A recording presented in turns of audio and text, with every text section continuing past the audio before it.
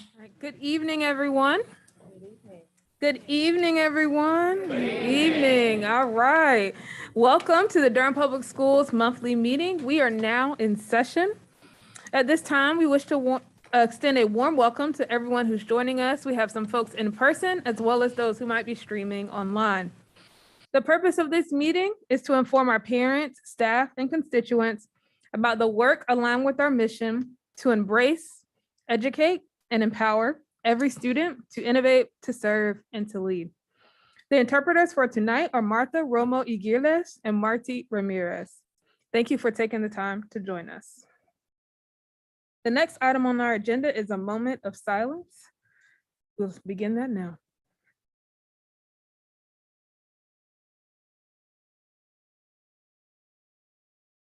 Thank you. Next, we have celebrations. Mr. Sutter.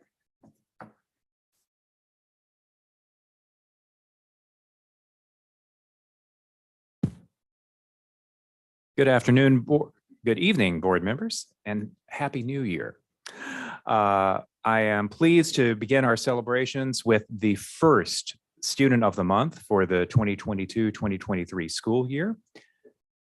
Our Student of the Month hails from the School for Creative Studies, and I would like to introduce Principal Intern LaVon Carter to introduce him to you.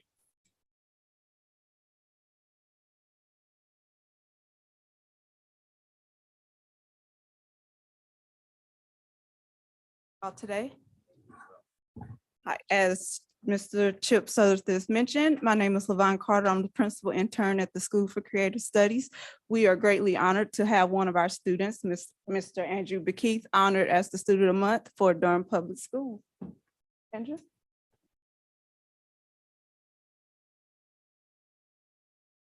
So my name is Andrew Bekeith. Hello, my name is Andrew Bekeith. It's my mom, it's my sister. I have a little speech. I would like to thank Dr. Mabenga, the Board of Education, my family, friends, Audacity Labs, the Emily Krzyzewski Center. And lastly, but most definitely not least, my teachers, admins, and course. And of course, my principal, Ms. Price, who all work hard to make School for Creative Studies a small, loving, and safe creative community. Thank you again to everyone for making me who I am today and leading me to where I am today at this lovely meeting, receiving this award.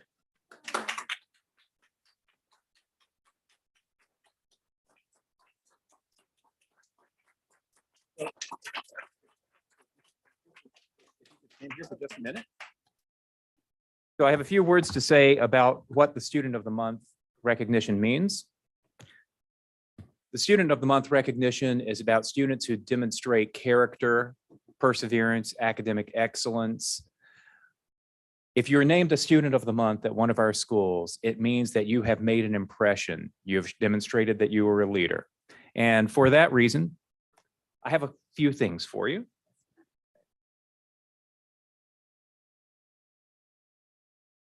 First, as a leader in Durham Public Schools, I would like to present to you our Spark pin. It's the symbol of our organization. We give them to students, adults who lead and serve. That's you, and we want you to wear that with pride.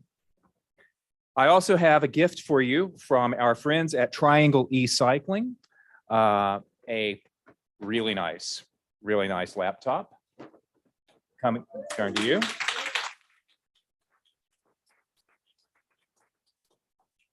And there's a surprise.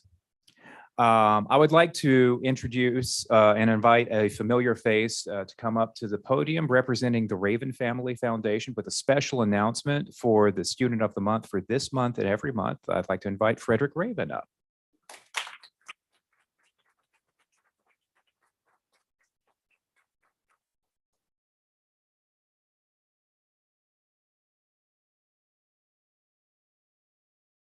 Good evening. I won't be before you long. When I was sitting on the other side, first of all, let me thank you, Chair Umstead, Board, Dr. Mabenga. When I was sitting on the other side, every single month, I got to see what Triangle E-Cycling was doing, which is not what very many companies in this community could be doing. So I wanted, and thank you for Dr. Mabenga for supporting this. I wanted to figure out a way that I can try to give back. So my family, we recently formed a foundation, and we wanted our first gift to be a commitment to DPS to make sure we donate $5,000 towards our students of the month for this first year.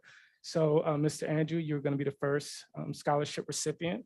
And we just want to thank you for all that you've done, and we hope that you continue to strive.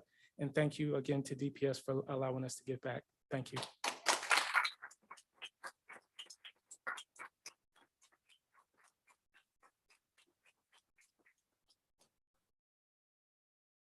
On behalf of Durham Public Schools, we want to thank the Raven Family Foundation for this gift of $500 for every student of the month coming up.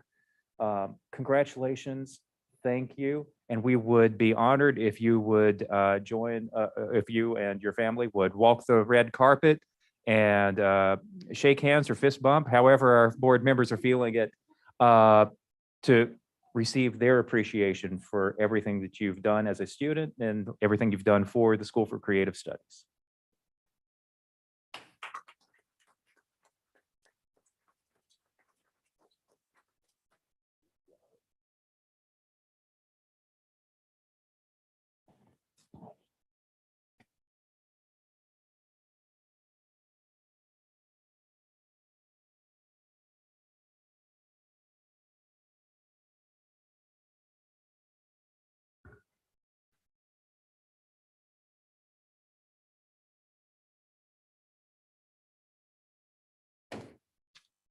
Board members, I do want to take a moment in our celebrations to remember a couple of important figures in education in Durham County. On August 5th, a centenarian, historic figure at Hillside High School passed away, Alice Wilhelmina Jones Logan. She passed away on August 5th at the age of 103 years old. She graduated from what we now call North Carolina Central University in 1940 with a BS degree in home economics, and spent a 30-year career teaching in Durham City schools at James A. Whitted Junior High School and at Hillside High School. She retired in 1983. In 1990, she was inducted into the Society of Golden Eagles at North Carolina Central University, who never missed the event since her induction until her passing. For a 103-year-old veteran teacher, such an important part of the Hillside community, we want to remember her. We also want to remember Dr. Laura Smith, who was co-founder of the Chantal M. Shafroth Women in Mathematics Mentoring Program and coordinator of the Durham Mathematics Mentoring Program. She passed away on August 4th. The Math Mentoring Program was created to inspire and encourage all students, especially young women, to continue the study of mathematics and science and to learn about careers in which mathematics and science play a role.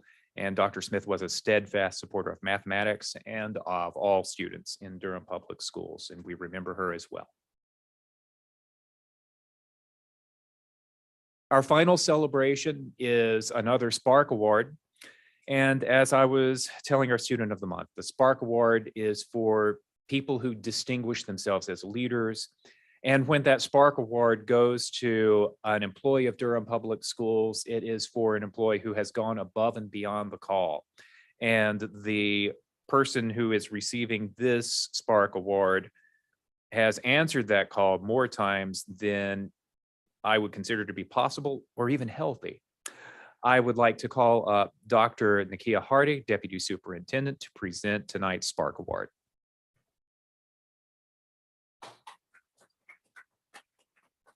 Thank you so much, Mr. Sutter. This is a surprise to the person. I actually asked this staff member, doesn't know why, to stay for the board meeting, even to make sure they had their laptop ready. And of course, they are ready to serve, just waiting for this moment.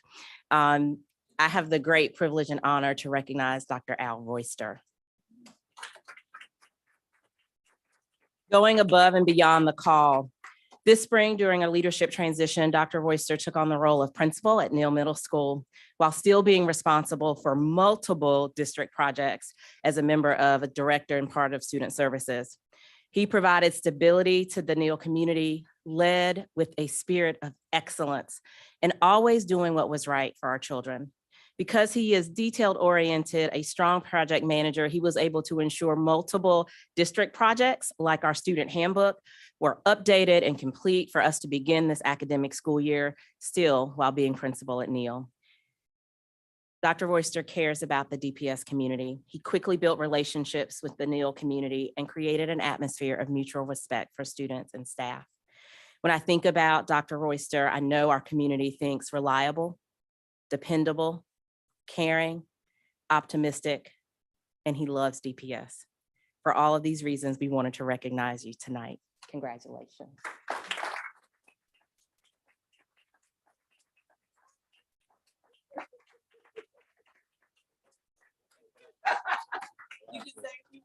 Oh, man. This is a surprise. I was like, okay, let me make sure I got data up. Let me make sure I got my quick links up, just in case I'm asked something. But you know, I appreciate. You know, I've been knowing Dr. Hardy since I was a teacher at Broadview, and so I appreciate her leadership.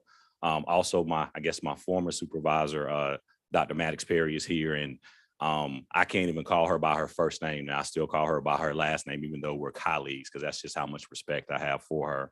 And I just want to thank my team. I still love my social workers. They're great, even though I don't supervise them. They're one of the backbones of DPS and the whole student services team. I'm where I'm at today in Durham Public Schools because of them and the support and everybody. So I just appreciate this. Again, it was a surprise. I don't know what to say other than that, but I appreciate everything. Thank you.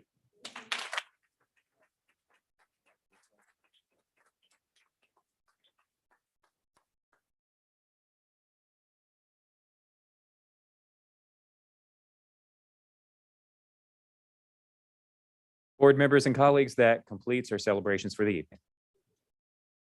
Thank you, Mr. Sutter. Thank you to all the staff who make that possible, the recipients of the awards, and to the Raven family for the generous gifts that will be given to our students of the month throughout this year. So really appreciate that. The next item on our agenda is our superintendent's update. Dr. Mabenga. Madam Chair, board members, I cannot wait for the opening of school on the traditional calendar on Monday. I'll say this, we are ready. Let me say it again, we are ready. Our year-round and specialty schools were the trailblazers, and now our traditional calendar schools are following their path. Our bus routes are prepared. A few minutes ago, I just had a conversation. We have a bus driver for every single bus. Fingers crossed. Our classrooms are organized and our educators are excited. You've seen some of those on the social media. I've had the honor of meeting with many DPS employees as we begin the school year, including this week, our secondary teachers kickoff and our instructional assistant organization. The care for our students is unmatched. We mean for this year to be the best year ever. We want our students to feel valued and motivated. We want our teachers to feel empowered and supported.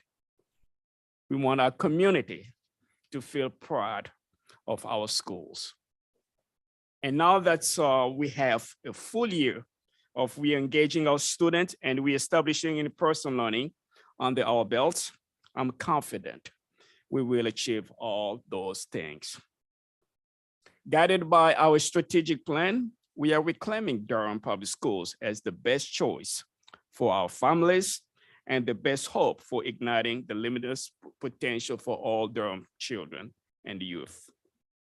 On September 1st, our state will release academic information about the previous school year, and we will be able to share our district results at that time with more updates from our strategic plan to come to you on the board table. There will be some great news along with some opportunities for improvement. But the bottom line is this: we are bouncing back from the pandemic, and this year will be the best ever. I would like to close by repeating some information I shared with DPS families in individual emails this week. The news media has been full of stories about the national teacher shortage and how it affects districts in North Carolina, including us. I want to commend our principals and our human resources department for leaving no stone unturned in their quest for high quality teachers and staff. We have been hiring teachers at an incredible pace because we are an appealing and progressive place to learn and teach. On average, there are only 2 or 3 teaching vacancies per school, I say on average, with many of our schools having no vacancies and many talented candidates in the pipeline right now. In the meantime, our principals are using opportunities such as long-term substitute and retiree to ensure that every student is supported with quality instruction in a safe environment. We are working together in a competitive environment to ensure that we recruit and retain outstanding teachers and staff. I'm proud of this board for your commitment to our teacher supplements and classified staff compensation. For the $1,500 bonus before taxes that every full-time employee will receive in the month of October, including the new teachers that we are hiring. And for ensuring that we remain a district to our core belief of equity, shared responsibility, high expectations, and a child-centered approach. When we put all these things together, we have the makings of a bright future for Durham Public Schools, and indeed the best academic school year ever. Thank you, board, for your support. Thank you, Dr. Mabinga. There's so much excitement about our traditional schools starting on Monday. We know that our year-round schools, as well as our specialty high schools, have started already. And so now we know everyone should be back starting on Monday. So I appreciate that update. The next item on our agenda is the agenda review and approval. Of approval of the agenda.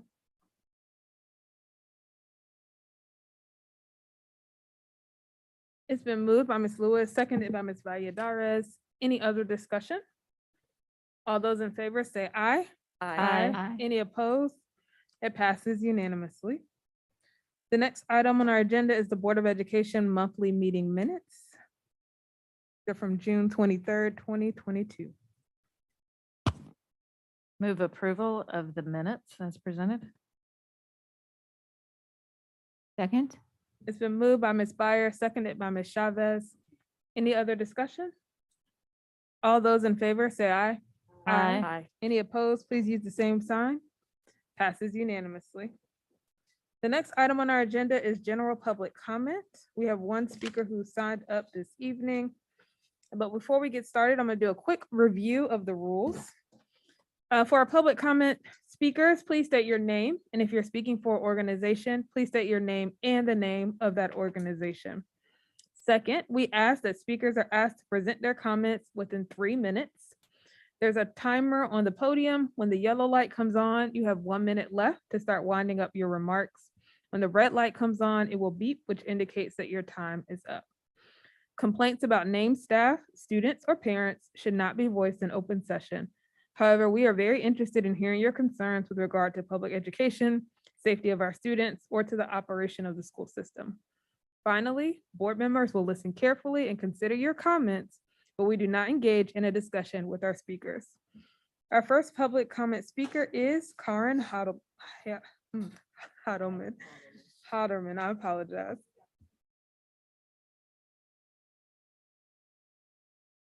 Hello, everybody. Thank you for having me. My name is Karen Haldeman. I'm a DPS parent, but I'm also a board member of North Carolinians Against Gun Violence. I've been an activist in gun violence prevention for over 10 years, and I'm a volunteer with Moms Demand Action for Gun Sense in America. Today, I'm here to enthusiastically support the resolution to improve safe storage of firearms in the home here in our Durham Public School community. And what I love about this resolution, which is on the agenda, is that it enhances the idea that this is a communal effort protecting one another, that we are all in this together, and that there are things that we can do in our own homes, in our own communities to keep everyone safe, not just at school, but across our city and county. So we know that it has been a very difficult couple of years, that our children and teens are being reported as being in crisis. Some of them are definitely deeply in crisis. And unfortunately, we know that when we have easy access to firearms for children and teens, this can often result in not only harm, but lethal consequences for themselves and others around them. We also know that when guns are easily accessed in the home, at a friend's home, at a neighbor's home, that's when the child and teen is able to then either harm themselves or someone else. So these guns are not coming from the sky, they're coming from inside our own homes. And with a 45% gun ownership rate in the state of North Carolina, we have nearly 5 in 10 homes that have a firearm in them. So this resolution will enhance that storage piece. Safely store your firearms. If you are a gun owner, please store them separately from your ammunition, store that gun unloaded, so that there is no easy access to that firearm. And just one last thing for parents, things that we can do, simple things that we can do as parents, talk to each other about guns in the home. I have a high schooler and 2 college students now. I ask every time they go to someone's house, are there guns in the home? How are they stored? Figure out what your answer is going to be, depending on the answer you get back. But just to be sure that when you send your child to another person's home, that you know the safe storage practices or storage practices that that family practices, to be sure that your child will come home and will not have that easy access to the firearms. So thank you again. This is a really special day. You are on the forefront of this issue. And I believe we are one of the only counties in the state of North Carolina putting this resolution forward. So thank you, Chair Umstead, Giovanni Lewis, particularly for your work on this, and the entire board for bringing this forward tonight. Thanks. Thank you. I know we had a couple other folks come in. Is there any other public speakers, public comments? All right. We're going to move forward with our agenda. Then next we have our consent agenda. We have several items on the consent agenda that have been reviewed and vetted by board members before the meeting tonight. Staff also asked that we approve the consent agenda contingent to attorney negotiations regarding the contract for Character Strong. I move approval of the consent agenda. Second. Been moved and properly second that we approve the consent agenda. Any other discussion? All those in favor say aye. Aye. Any opposed, please use the same sign. It passes unanimously. The next item on our agenda is the Chief of Staff Purchasing and Construction Policy Amendment, second reading. Ms. Giovanni. Thank you, Chair Umstead, Dr. Mabanga, members of the board. This is an unusual crisis in that at the last work session, the board had indicated and provided approval of administration's requests to increase the amount that administration had authority to enter into to 300,000. And if you recall, at that time, the board did tentatively move it to the consent agenda. Subsequently, having had several conversations with Dr. Mabanga initially, and then we convened a group which included Dr. Hardy, Dr. Stewart, Dr. Monk, Mr. Lesueur, myself, and Mr. Malone, talking about implementation. We did decide to bring back to the board a request to reduce that 300,000 to 200,000. I do want to clarify, was mentioned to me that perhaps I was not as clear as I should have been with regard to what amounts other districts use. And if that's the case, I do want to clarify that. I don't want it to ever be said that I've miscommunicated this board in any way. So what we did, as I said, I gathered different amounts from several different districts, similar in our size and some larger. So to clarify, the majority of districts in North Carolina, some of which have 300 or 500 students, are around the 90 to 100,000 mark. But Guilford is at 350, Cabarrus is at 250, which is where we came up when we initially met with the 300,000. That being said, when we started thinking about implementation, before we brought this back to the board, we wanted to make sure that we had things in place to jump from 90,000 to 300,000. And as we talked about that, I just want to say that this board's faith in this administration was not misplaced. I think the fact that we are coming back to you and stating that we want to reduce it to protect this district, making sure that everyone before we move forward, that we have everything in place to protect the public resources that this board is entrusted with. So that being said, it is at this time that we are asking you to reduce the amount of administration's authority to 200,000, which will allow us, including Mr. Lesueur and his team, Dr. Monk, Dr. Hardy, Dr. Stewart, to make sure we have everything in place without going to that $300,000 level.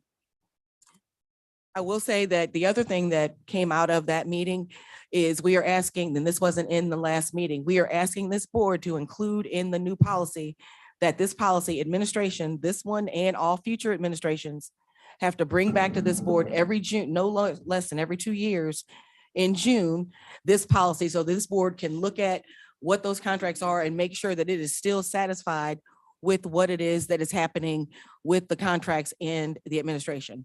As I mentioned previously, we are also, and Mr. Lesueur will be reporting to you monthly instead of quarterly on all of the contracts as well. And lastly, the other clause that we are requesting this board approve is that this policy has to be reaffirmed by this board anytime there's a change in the superintendent or the CFO. Obviously, Dr. Mabanga and Mr. Lesueur, are excellent stewards, and hopefully all future administrations will be as well. But to protect this district, we want to make sure that this policy is brought forward so that you can rest assured that whoever is stewarding the money in the superintendent office and the finance office meet to your satisfaction. So we are asking that the board for approval of this policy change with the 200,000 and that additional language that was not included in the last meeting. I'm happy to take any questions, as well as Mr. Lesueur, Dr. Monk, Drs. Hardy and Stewart. Ms. Byer.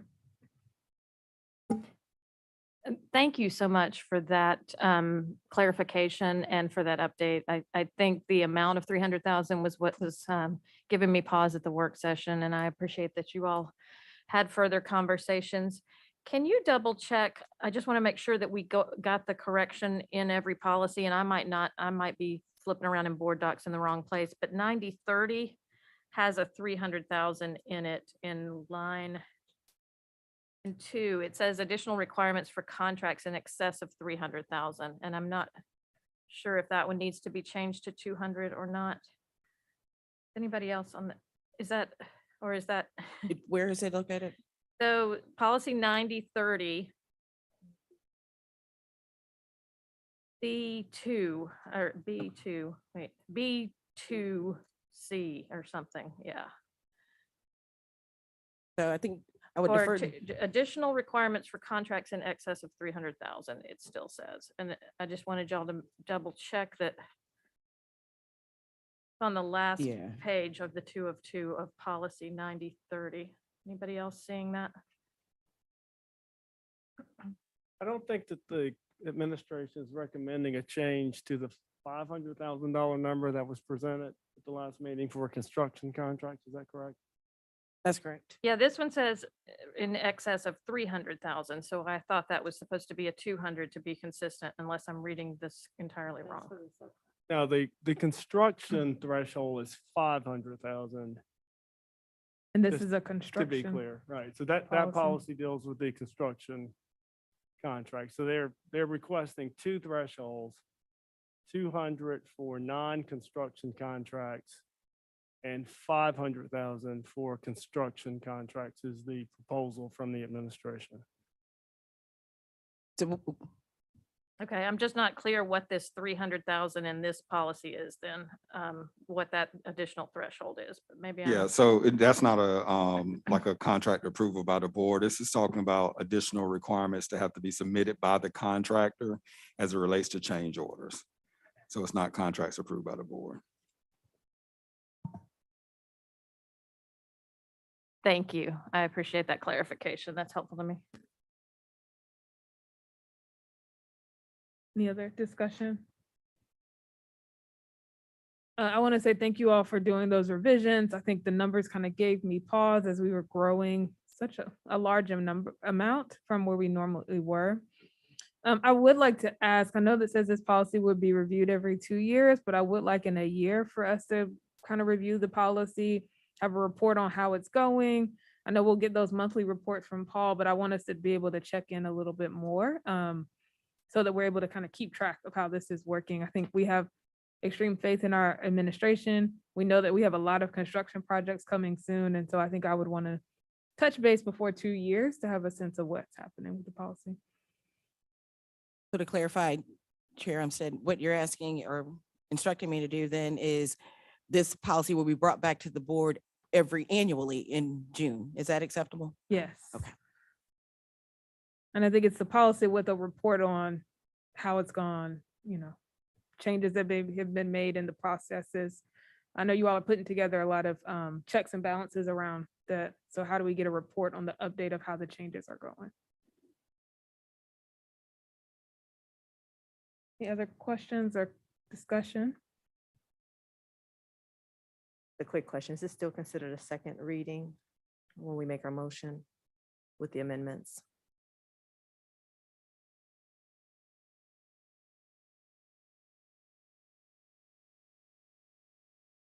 No other discussion, I'll take a motion. I move approval of the purchasing and construction policy amendments. Second. Been moved by Ms. Byer, seconded by Ms. Lewis. Any other discussion? All those in favor say aye. Any opposed? It passes unanimously. Thank you. The next item on our agenda, we have Operation Services Budget Resolution. Good evening, Madam Chair, board members, Dr. Mabenga. Tonight, we bring to you probably for the first time in a very, very, very long time, a budget resolution in the month of August. We're very grateful for that, for the purpose of us being able to move forward, knowing what our budget will look like for the year, making adjustments as we come along. We have to do this because of North Carolina General Statutes, 115C, 425. We have to bring to you an annual balanced budget. We make 3 amendments throughout the year, and this gets us started so that we can spend up to the levels of funding that we've received. I'd like to ask Mr. Modestu to come to the podium. He's going to bring you through the slide presentation and share with you the budget as it is today and where we're going to be heading down the road. So thank you. All right, good evening, board members, Dr. Mabenga, DPS community. Great to be here with you all tonight. So some, yes, excitement definitely for having a budget resolution in August and actually having the state pass a budget in July so that our employees could get their state approved state raises with their July paychecks for those that are 12-month employees or at our year-round school. So we were delighted to have that. Ms. Smith, if you could jump to the next slide, please.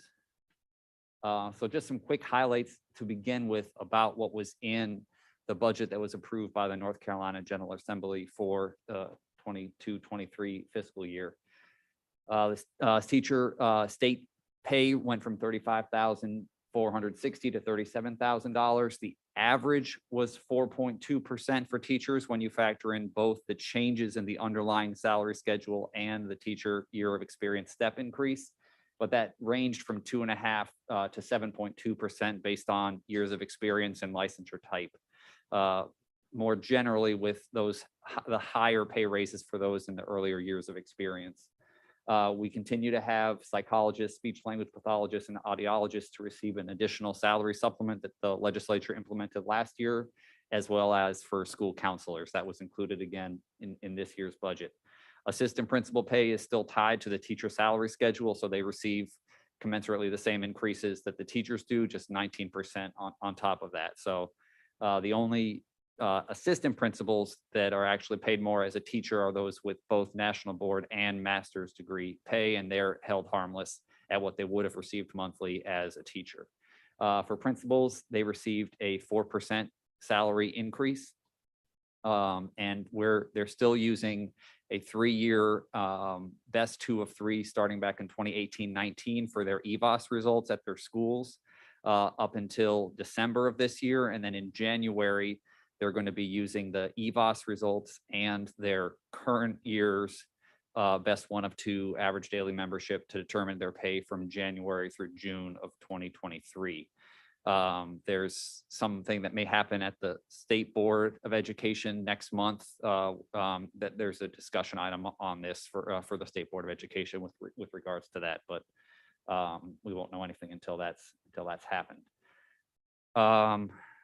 Next slide, please. Classified staff are receiving a 4% pay increase. So when we moved to $15 an hour, we increased our pay to $15.38 with the 2.5% increase we received in the previous year. And so now with 4% on top of that, our minimum hourly wage is $16 an hour, which also applies to our hourly before and after school care staff and our substitutes as well. So we're excited about that. Some other bonuses that were included in the legislation for this year are returning to having the EVOS bonuses for 3rd through 5th grade reading and 4th through 8th grade math. That's based on top quartile scores, both district-wide and statewide for teachers. If they're in the top quartile of both, they can receive up to $7,000 in bonus pay. Some of that depends on exactly how much money they allot, and we have to average it out. So it may be slightly less, but it could be up to $7,000 per teacher that's in the top quartile of both of those categories. We'll also have performance bonuses for teachers whose students pass certain CTE, AP, and IB exams, up to $3,500 per teacher. For principals, they're returning to having a one-time prior year EVOS performance bonus of $1,000 to $15,000 based on how teachers fell in terms of statewide distribution of EVOS scores, with those between the 50th and 70th percentile getting $1,000 and up to $15,000 for those that were in the top 5% statewide. And then as Dr. Mabenga mentioned in his remarks, the DPS determined bonus that we'll be implementing is the $1,500 all staff bonus. That'll be $1,500 before tax for a full-time employee and prorated for part-time employees. Next slide, please. So just some other kind of key provisions, and there's actually a typo in here that I was had a little bit of a heart palpitation, but we'll, so the state funding is, there's no hold harmless provisions for enrollment. There was a partial hold harmless last year based on not what we actually had in terms of enrollment, but what they projected us to have. This year, there's no hold harmless whatsoever. So whatever that best 1 of 2 average daily membership is that we'll probably get in October or so, that all of the various state allotments will be adjusted to that. The benefits are not 24 or 22.5% for retirement. They're 24.5% for retirement. So right about to eclipse that 25 cents on the dollar for every dollar that we put in for salary. Almost 25 cents now is paid, has to be set aside for retirement. Health insurance is $7,397 per employee. Some other thresholds that haven't changed. The cap for state funding for EC remains 13% of our student population, where approximately 15% of our students have an IEP. English learner cap remains at 10.6%, where just over 15% of our students are English learners. And instructional support personnel, we do have that 1 psychologist, but that they have allotted. There are no changes. They were sort of looking at things as they pertain to Leandro and a survey, extensive survey we had to do on instructional support personnel, but there were no changes for professional school counselors, nurses, social workers, et cetera, in the Appropriations Act. Next slide, please. So you probably can't read all that on there, but our salary schedules are published on our website for all of our teachers, classified staff, et cetera, with the new salary supplement increases that you all had approved starting at $6,450 now for our teachers, which puts us in the same ballpark now as the highest paying districts in the state, that primarily being Wake, CMS, and Chapel Hill. And so we've really made a lot of improvement going from low $4,000 only about 4 years ago to $2,000 increase. So we're in the same ballpark as the highest paying districts in the state. Next slide, please. So just a quick recap of our requested versus actual appropriations from Durham County. We had requested $12.875 million in additional new revenue to support our various initiatives, primarily salary supplement increases and some basic fixed cost increases we have based on salary and benefit costs. We received 10.945 million, so just under or just over $2 million less than what we were expecting. We had to make some very slight changes to the teacher salary supplements to balance that, and we were a little bit more aggressive in anticipating some of the lap salaries that we've seen every year for really the past 10 years or so, to try to make all of that balance. But we received the lion's share of what we had requested from the county, and that support has really helped us move forward on a number of initiatives, and we're very appreciative of that. And I think this is the second year that we've received $10 million or more in new funding in a single year, which previously it had averaged around $4 million for a number of years. So this is a significant change in that regard. Next slide, please. So talking about fund balance a little bit, we always have to set our budget in March before we know what the state is going to do or really what the county is ultimately going to do in the summer. And so when we had the county come up about $2 million short of our request, and then when we had anticipated around a 2.5% increase from the state, which was in the original Appropriations Act, when they bumped that up to 4%, and we're trying to make the budget balance, we had to use some lap salaries and budget fund balance to do that. So that's why you see a $3.98 million in committed fund balance that's part of this budget, which is basically prior years lap salaries that we didn't end up expending being put forward to balance this year's budget. And that's sustainable to the extent that you have lap salaries in the current year so that you're not perpetually dipping down your fund balance. So that blue line at the bottom of the page, if you see, that's our unassigned fund balance. If you see that going towards zero, that's when you're really not on a sustainable path. But we've been able to hold our fund balance pretty steady. It dipped down a bit in 2019-20, but for the past 5 or 6 years, we've been holding our unassigned fund balance pretty steady between about $8 and $10 million. And because of some various vacancies that we've had in maximizing all of our other funding sources and state hold harmless that has helped us, we've been able to add a little bit in our fund balance. And where we're at right now represents about 3 weeks of our local 3 weeks worth of local expenditures. But that fund balance really has to help cover you if you have a decrease in your Title I funding because of student enrollment reductions or anything else, or if you have any adverse state legislative impact. So our local fund balance doesn't just help us balance our local budget, but it really is that last line of defense when we're looking at any budget hole that we might be facing, including our enterprise funds, child nutrition, community education, et cetera, which have been sustainable, but there's always a risk. So we would like it to be at least 1 month of local expenditures, around $14 million. Some recommendations, recommendations call for even more, but we think that 1 month at least of local expenditures would be a good sort of target to reach. So 10.48 is about a little over 3 weeks worth of our local expenditures. And that's one item that we're looking for approval here as part of the budget resolution is the approval of the $3.98 million in committed fund balance as part of this year's budget. Next slide, please.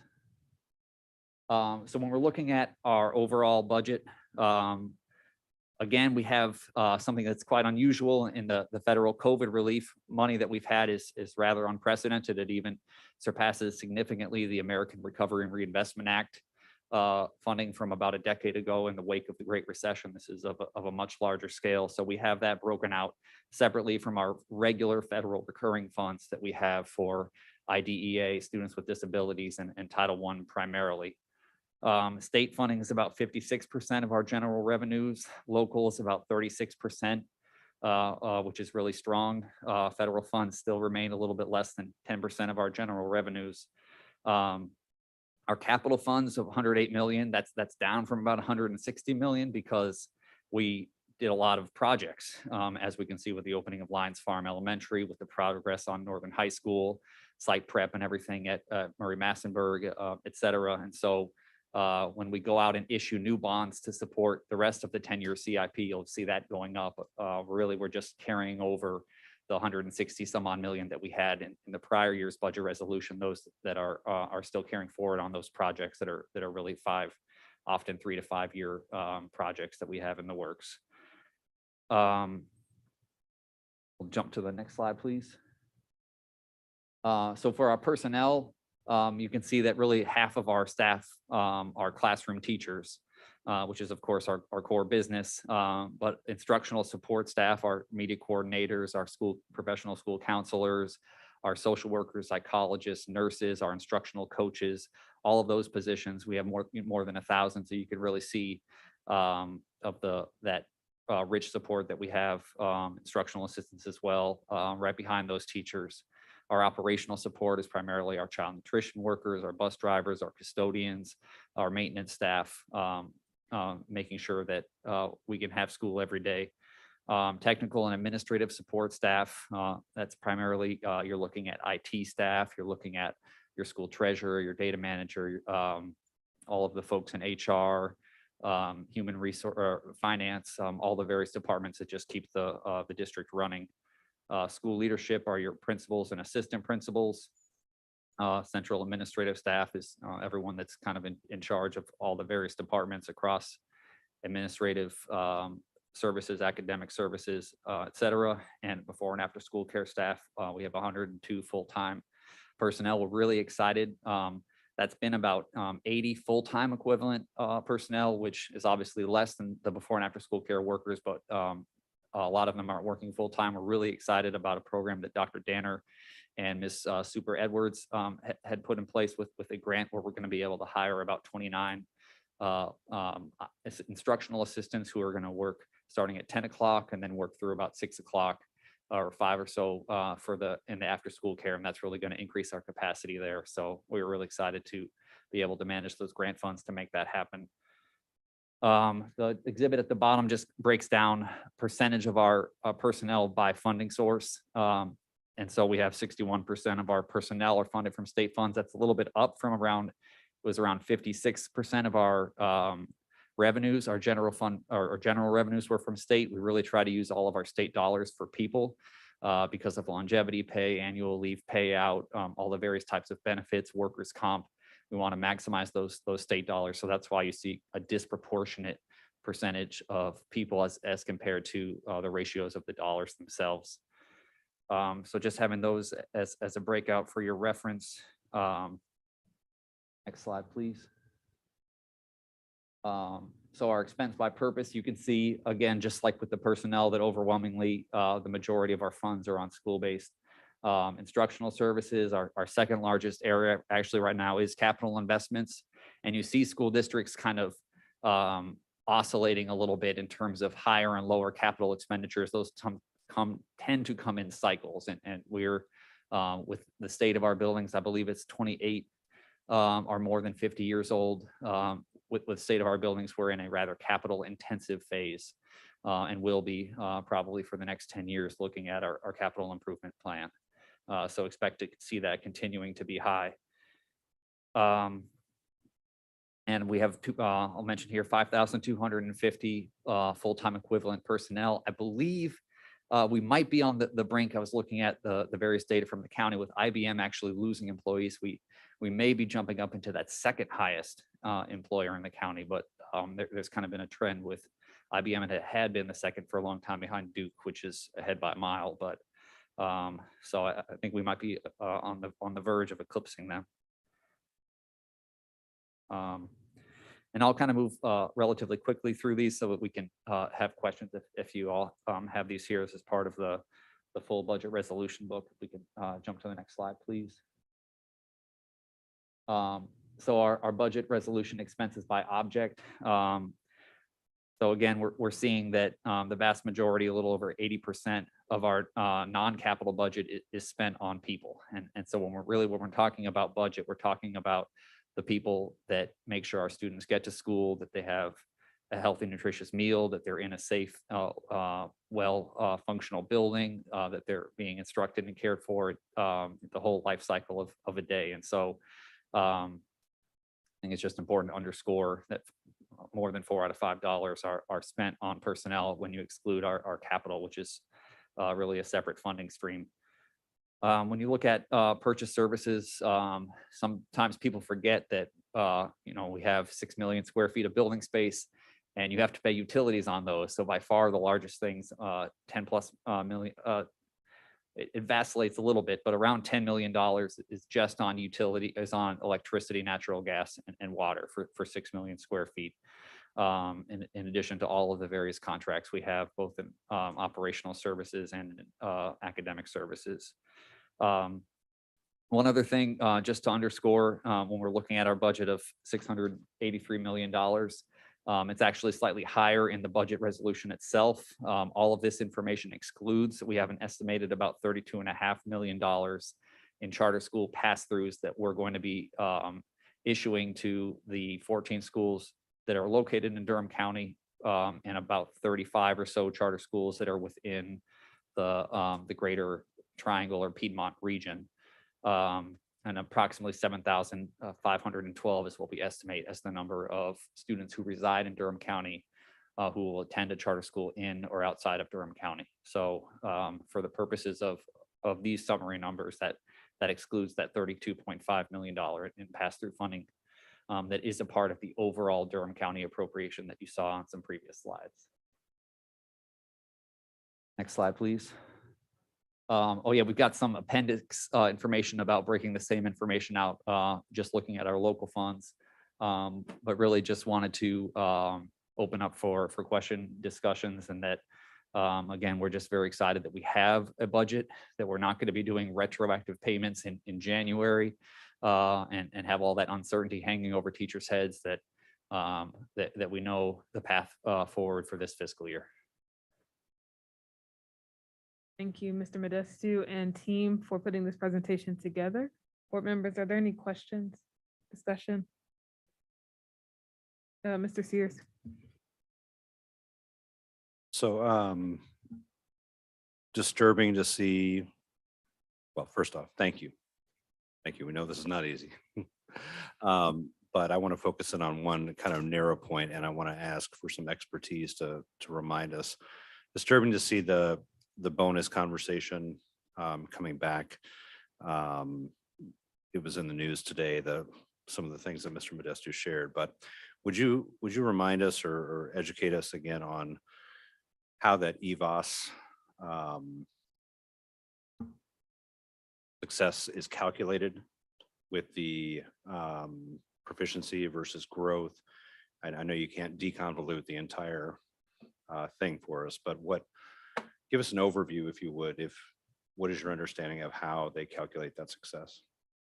Yeah, so the regular EOG and EOC proficiency, they have the scale score breakouts at up to a certain scale score and above is a level 5, the highest, and a certain range of scale scores is a level 4, and those two compensate or constitute college and career ready. And then this other range is a level 3 of grade level proficiency. And then they have the ranges for 2 and 1, both of which are below grade level proficiency. And so where students fall just based on their scores is what you see for the their proficiency score. But then the EVOS model predicts what a student, how they think they will place in terms of their scale score, based on how students with similar testing history have performed in the past. And if your students perform better than the state expects amongst students with a similar testing history, then in general, if that happens, then you're going to exceed the EVOS expectations. And then if you exceed them beyond, I'm not sure if it's exactly tied to the standard normal units, but roughly if you exceed it beyond 1 standard normal unit, then you're in this exceeded growth category. And you have some outliers where it could be even 3 or 4, or I believe even 5. Dr. Hardy, if you've seen 5 standard normal units beyond the expectation, similar to a bell curve distribution. And so when we're talking about principal bonuses, that on average, if the students in their school performed significantly better than other students across the state with similar testing history, then they're in that exceeded category, which, and the same thing for the teacher bonuses in 3rd through 5th grade reading and 4th through 8th grade math. And we actually get emails and calls from teachers who were right on that threshold, but we're just beneath it, and they're understandably a little frustrated that they missed it. They were on the wrong side of that bubble. But it's looking at the teachers and principals whose students on average scored better than the other students in the state with a similar testing history. It doesn't take into account whether there's the composition of all the students in the classroom and the school. The last white paper I read, it still didn't take that into account. So you tend to see the early colleges and schools like that have a self-selection tend to be the outliers. It doesn't seem to fully normalize for that selection at the schools. Thank you for that. I mean, I think several of us would argue that we ought to be compensating higher schools that aren't succeeding to try to draw in high talented principals into those areas, but that's not where our state wants to be right now. So forgive me, that was a very specific thing. Would you remind us, or administration, we're in an ESSER time right now. Our budget number looks to me roughly 1.5 times what it typically is. But 3-4 years from now, just for the purpose of board knowledge, what is our annual operating budget? Because it's definitely not 600 million plus. Yeah, so if you back out, I mean, if you back out just the ESSER, you're much closer to $500 million. If you're backing out the $117 million that we have left, that's specifically within our ESSER fund. So we be much closer to about a $550 million budget. Okay, so we get the annual county growth, we're getting additional state growth. We think our budget is now over 500 million consistently. I think that's a helpful number for board members to have in our heads, is the size of our district. You're gonna have that, and then with the bonds this fall, it's gonna balloon back up in regards to the overall.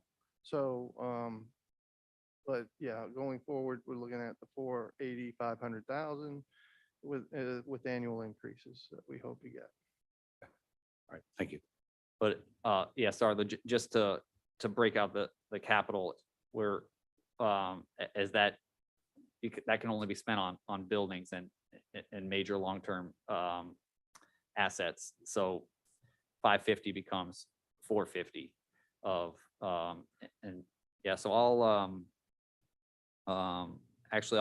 I'll add some slides or a slide or two of this at the very front before we put it on the website of just looking at that, because of what of the exact figure of state and local dollars that we really have flexibility with, because a lot of the that includes your grant funds, where there's very limited flexibility, and your federal Title I and ECs, there's not that much flexibility on that, nor with child nutrition. So we'll add a slide there to kind of make that point more clear. Yeah, Alex, I would like for you to clarify a little bit about our SR fund. We still have a lot of money remaining. I know a lot of those will be pretty much spent pretty soon when it comes to some of the operation projects. Can you elaborate on that? And I would like that amount to jump in as well, because folks will just say that we're still carrying over $100 million. And when are we going to spend bulk of those money? Yeah, so we're actually bringing to you all in the September 8th work session an update.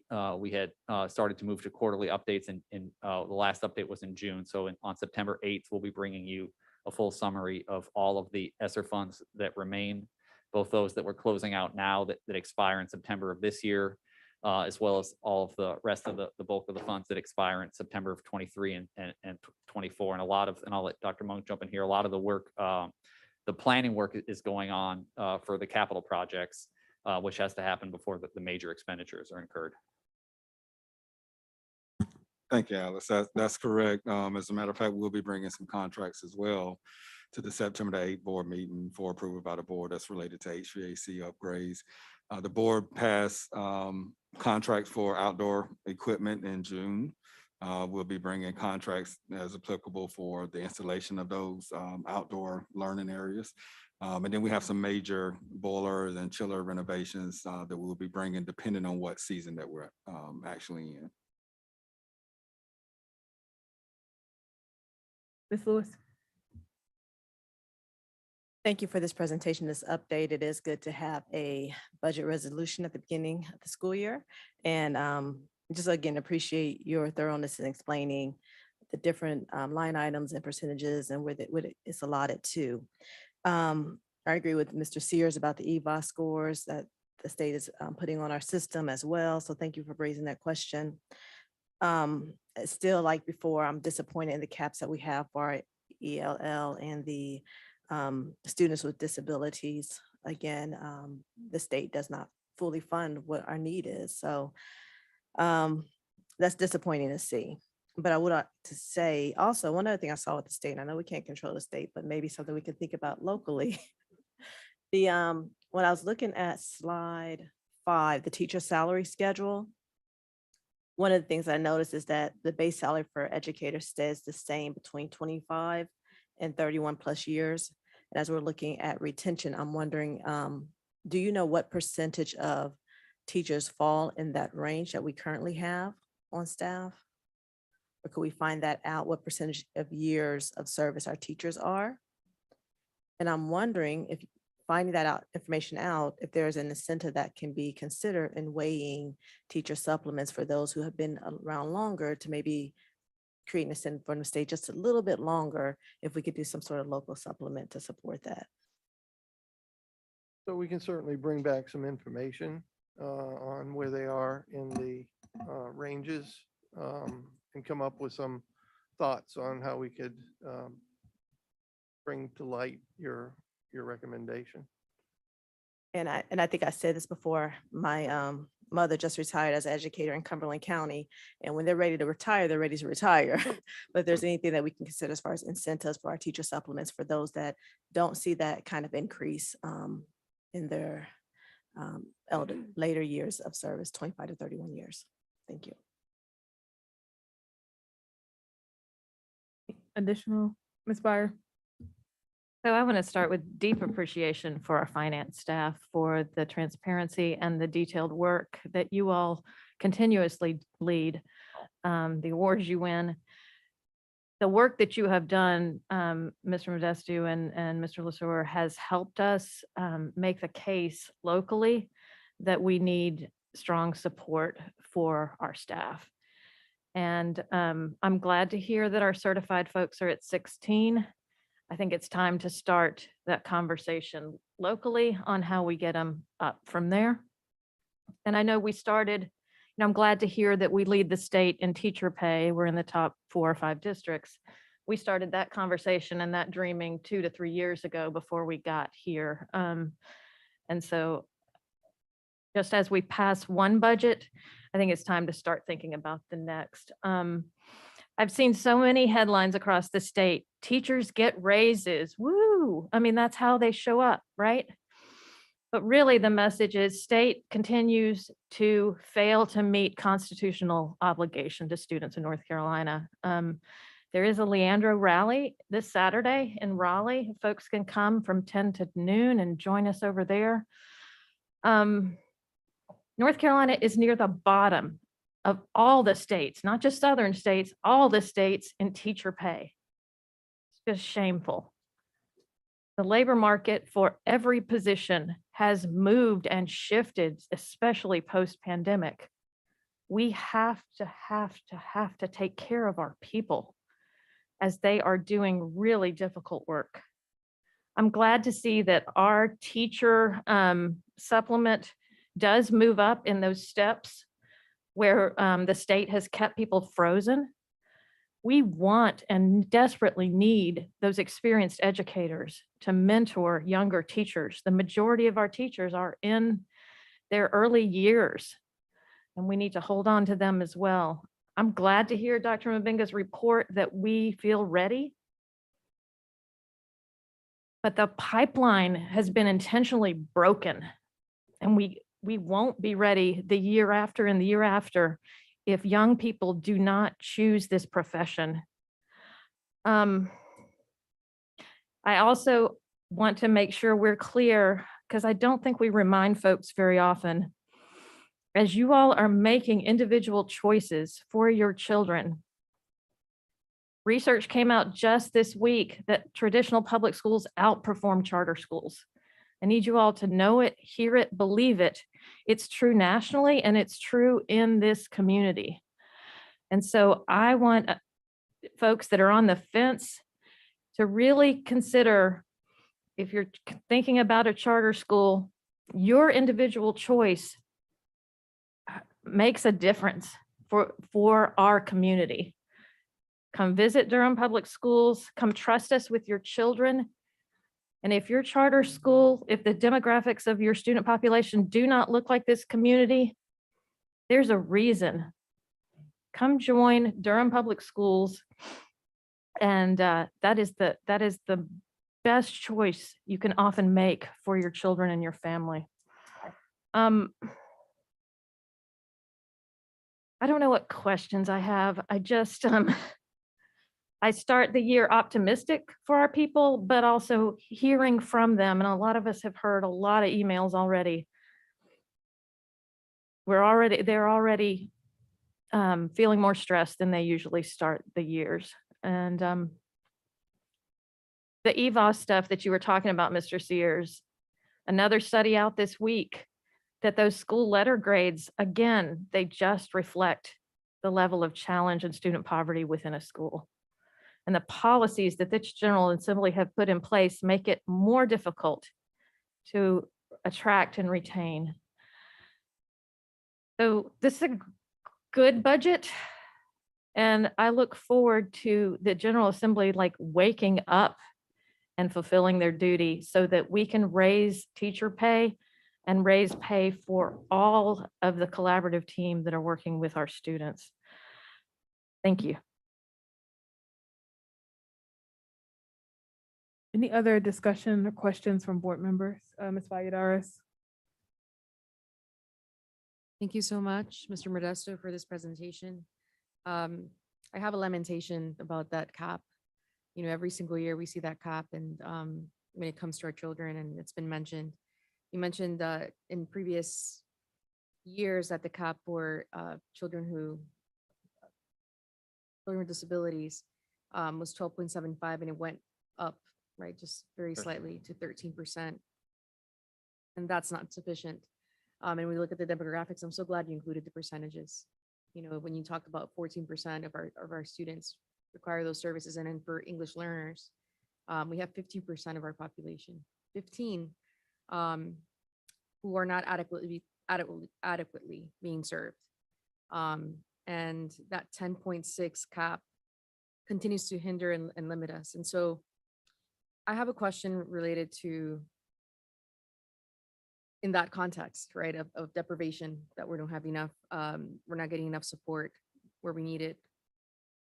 And seeing how we have 61% of our positions being state funded, 23% are locally funded. Can you tell me a little bit more about the 23% that we have that are locally funded, especially for these populations? Do you, maybe Dr. Hardy, or you can tell us a little bit more, like, what is that 23% looking like? And do we have any particular trends to keep in mind in terms of like how we are planning even ahead of time, like for the next few years, to support these students that are not getting the sufficient support from the state with local monies? I'll say something just briefly on a technical financial matter. And then I'll open it, Dr. May and Dr. Hardy. But when you're looking at how they're funded, you really want to look at state and local combined, because we have to sort of make sure that we're maximizing all the various fund sources. So if we have a high paid EC teacher or an ESL teacher, our dollar allotments for those categories don't go very far. So we have almost 170, I believe, higher paid EC teachers that are paid from state funds. And we have, I think about for every 3 teachers we have in our ESL dollar allotment, we have about 2 high paid teachers in state funds, so that we're maximizing those dollars. So it looks like we have more regular instructional teachers in local funds, but that's not because we're able to cover everything we need from state, but because we're trying to maximize all of the state dollars with the flexibility that we do have.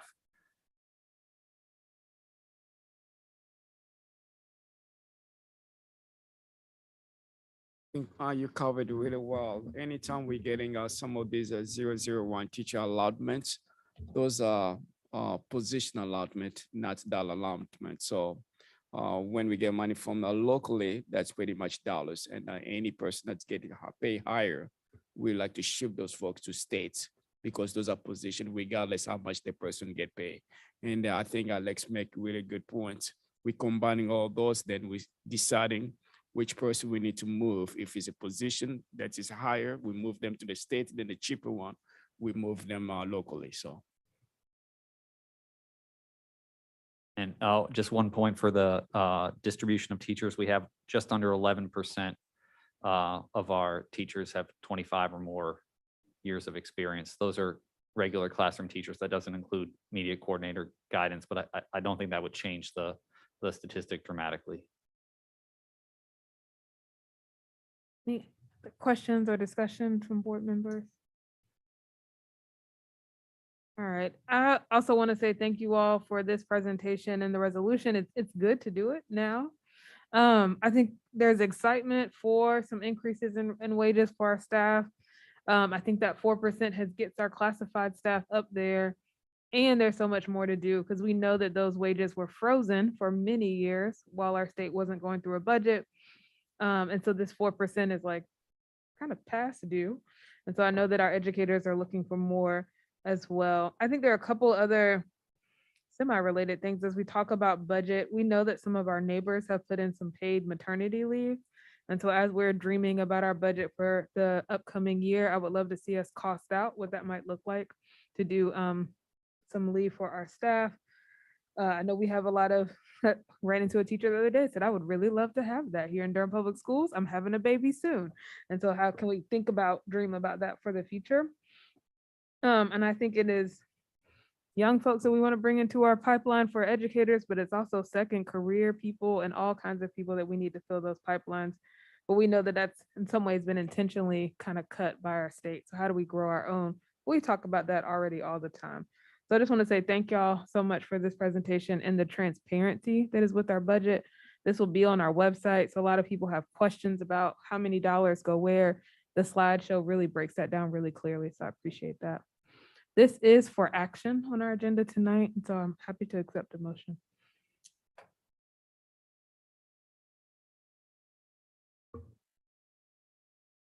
Move that we accept this budget resolution. Second. It's been moved by Ms. Lewis, seconded by Ms. Rogers. Any other discussion? All those in favor say aye. Aye. Any opposed? It passes unanimously. Thank you. Yes, I'll pass it over to Dr. Mabinga. Can you get back to, I think pretty much all our board members knows that Alex is gonna leave us. He's going to the Pink Palace at DPI. We don't do this quite often, but personally, I'm very grateful about your talents that you've been able to bring here at DPS. You know, folks come and folks go, but a few folks that's come in and are really irreplaceable, and you're one of them. So we're gonna miss you. We have had a conversation in my office. We had a great plan for you, and we don't know how long they're gonna keep you there at DPI. This will be always a place for you, and I know you live in Durham. You will always be here. And I just really wanted to give this opportunity to our board since this is the last meeting. that you may be here with us if our board will have this opportunity to say a few things. We are going to be fortunate enough to have him for one more meeting on the 8th. So, but you are correct. He's an invaluable resource for us. He's brought us a long way in a short period of time, and I didn't want to take over, but he will be dearly missed. Not only in the finance area, not only in this boardroom, but across the district, because he's willing to do whatever it takes to get the job done. I'd like to say something. Thank you so much, Alex. I'm just coming on and then you're leaving, so that's sad. But having gotten the opportunity to work with you years ago, I was so happy to hear that you had joined DPS officially after all that you contributed.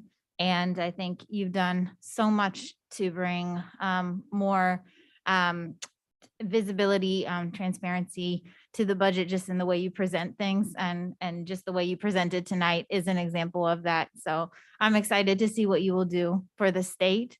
And I agree, this is your home. So we'll just be watching you from here, and I wish you the best.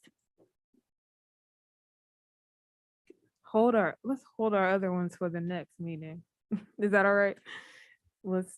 We can do our formal goodbyes at your last meeting, but thank you, Alex, and the finance team for all you've done today. Thank you so much.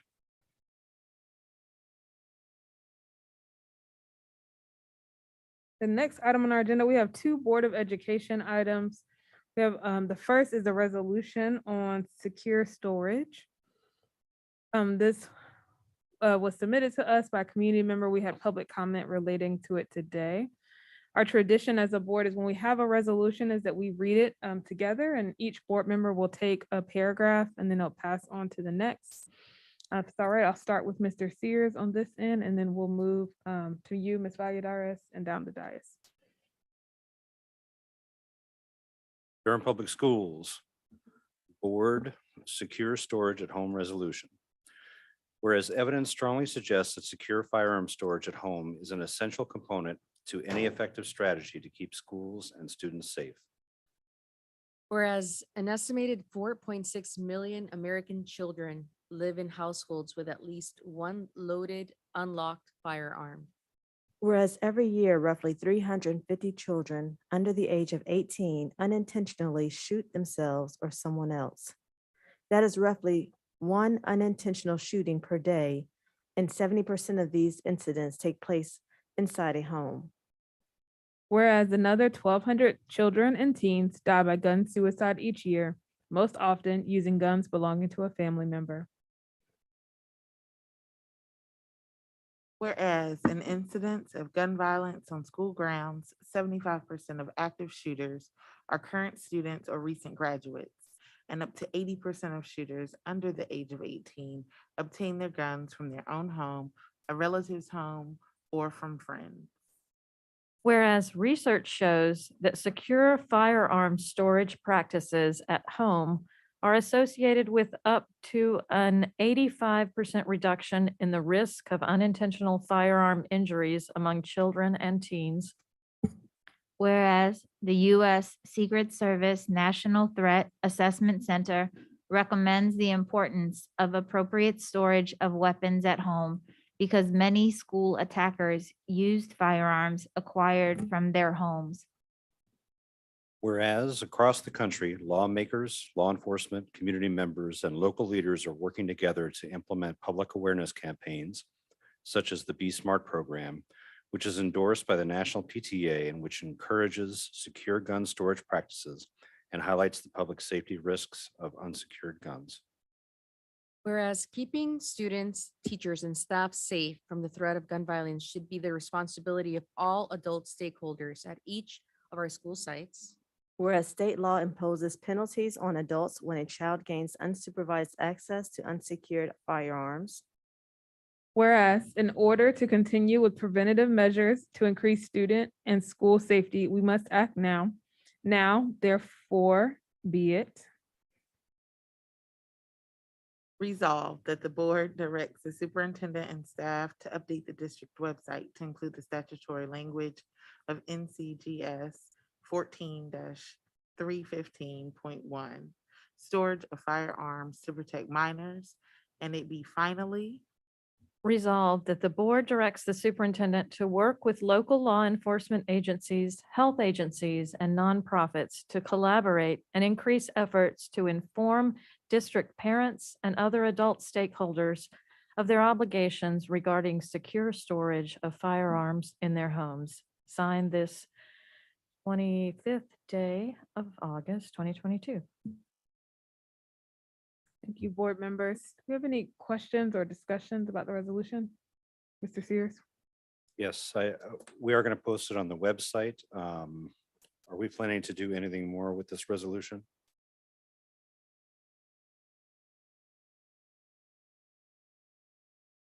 I think based on what I read, website should not be just sufficient.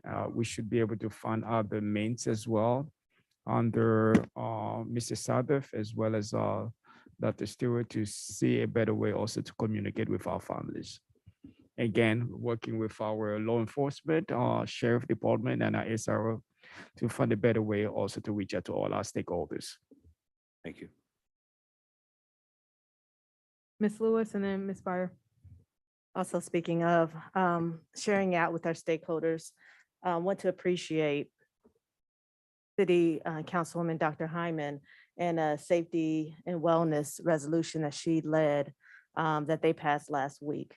So also we can make sure that this gets to our other governing bodies in Durham, that they can also share it out as well. Thank you so much. And I thank you for Karen for bringing this to us and for Durham leading the way with this. I had conversation with staff from the health department, understand that they have plenty of trigger locks that they give away to any families that need them, and remind folks that they can talk with pediatricians as well about safe gun storage. And there are so many resources in the community. I look forward to ways that we can partner, as this resolution says, to get those into homes quickly. I know all of us have been so concerned, not only about the gun violence in our community, but about mental health issues and the risks of suicide as well. So thank you for your leadership on this. I also want to just thank the community members that are here today who are listening to this being brought forward. It's an important issue that we think about tackling and making sure our families know that there are options out there to secure your weapon safely. So with that, I'm happy to take a motion. Move approval of the secure storage at home resolution. Second. The move by Ms. Byer, seconded by Ms. Lewis. Any other discussion? All those, oh, Ms. Valladares. Just seeing the connection between Ms. Halderman and also our board member Lewis. I'm wondering if some of these considerations also from the report that you all did, the Racial Equity Task Force. So I just wanted to mention that work, continues to lay the groundwork for even more things that we can do as a community to protect our children. Thank you. Yeah. Any other discussion? All those in favor say aye. Aye. Aye. Any opposed? It passes unanimously. Thank you. The next item on our agenda is a support of voter registration. We know it's an election year. We have an important election coming up this November, and our district already does a lot to make sure we support our high school students who are eligible to vote, those who are 17 and can register, start that registration process. But this resolution, I think, really helps affirm our commitment. Ms. Byer, did you have anything else to add? I know you worked with You Can Vote to bring this forward. I appreciate it, Ms. Umstead. That the board passed a resolution that was very similar to this back in 2015. And it just felt like after recent national efforts to suppress the vote, that it might be good to renew our commitment to supporting voter registration within our schools and within our school communities for students and for staff. And I do appreciate, other districts have been modifying their school calendars. We already have that taken care of, and many of our schools serve as precincts. So I look forward to seeing young people increasing their voice through their vote. Thank you.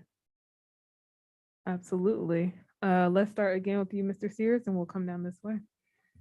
Resolution by the Durham Board of Education in support of voter registration. Whereas voting in elections is a fundamental right and responsibility of citizens in a democratic society. And Whereas the strength of our democracy depends on the active participation of all of its citizens, regardless of age and registration. And Whereas the United States has a complex history of voter protection and laws dating back to the Constitution and protected by numerous constitutional amendments and federal laws. And Whereas participation of youth in elections is historically low. And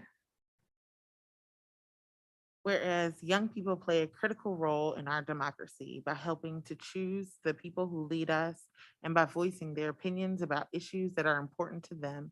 And Whereas the North Carolina General Statute 163-82.23, voter registration at public high schools, states that every public high school shall make available to its students and others who are eligible to register to vote the application forms described in General Statute 163-82.23, and shall keep a sufficient supply of the forms so that they are always available. And Whereas North Carolina General Statute 163-82.23 allows for a local board of education to designate high school employees who volunteer for such duty to assist in completing the forms. And whereas the director of the Durham Board of Elections has stated that community organizations can coordinate directly with Durham Public Schools and the Durham County Library Administration to conduct voter registration drives.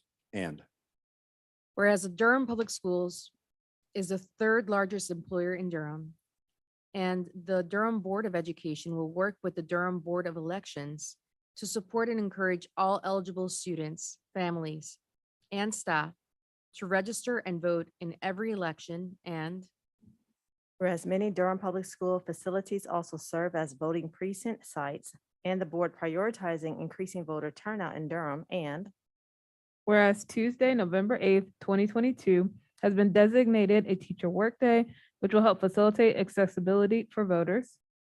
now therefore be it resolved that the Durham Public Schools Board of Education asks high school principals to designate any employee who volunteers to assist students in completing voter registration forms and to work with the community organizations throughout the year to offer voter registration opportunities to high school students. And be it also resolved that every school library will keep a supply of voter registration forms available for students, families, and staff. And be it finally resolved that the Durham Public Schools Board of Education designates September as Voter Registration Month in collaboration with Durham Public Schools PTAs and community organizations to publicize and facilitate voter registration in high schools and the community. This, the 25th day of August, 2022. Thank you all for reading the resolution. Do you have any discussion? Ms. Rogers. Thank you, Ms. Byer, for bringing this with Kate with You Can Vote.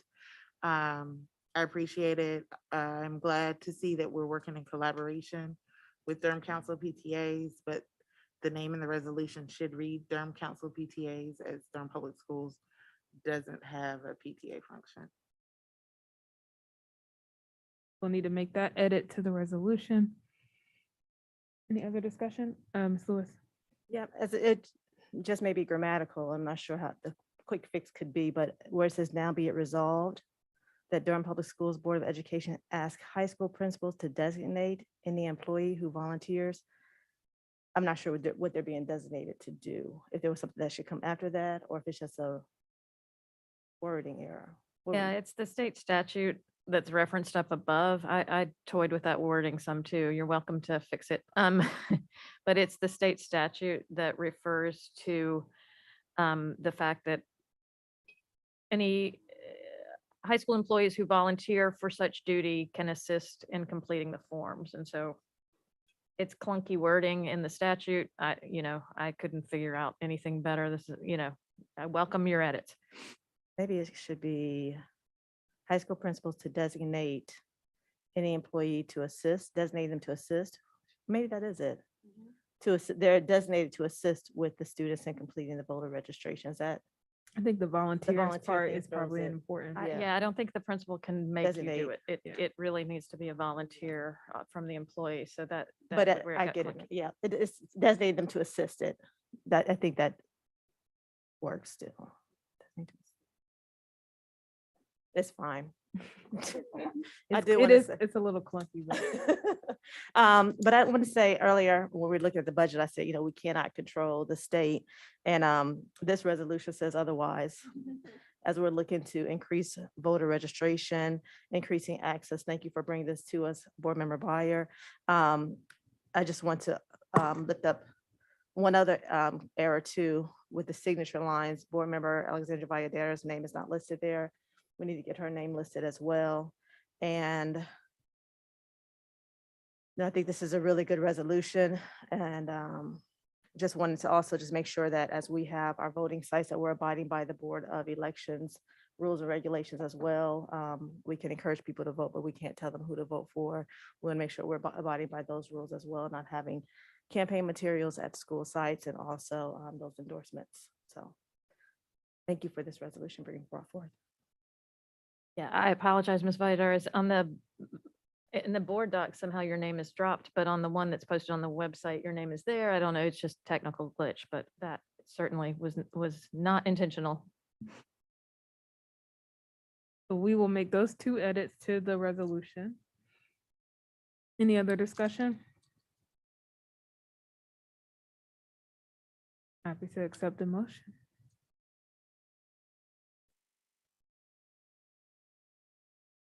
I move that we approve this support of voter registration resolution. Second. It's been moved by Ms. Lewis, seconded by Ms. Byer. Any other discussion? All those in favor, please say aye. Aye. Any opposed, please use the same sign. It passes unanimously. Awesome. Looking forward to getting a lot of young people out to vote this November. It is an important election again on the ballot. So next we have closed session on our agenda. I'll accept a motion to go into closed session. I move that we go into closed session for the reasons stated in the agenda.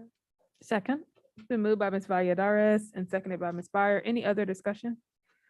All those in favor say aye. Aye. Any opposed, please use the same sign. It passes unanimously. Thank you.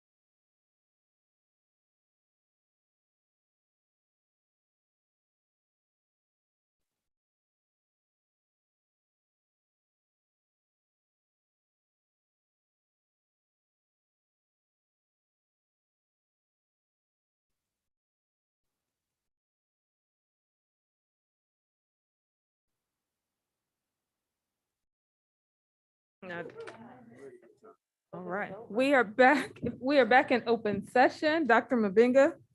Madam Chair, I'm here to seek for your approval for the personnel report as discussed at the closed session.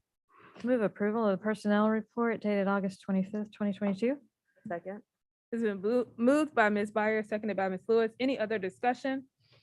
All those in favor say aye. Aye. Any opposed, please use the same sign. It passes unanimously. And with that, we are adjourned.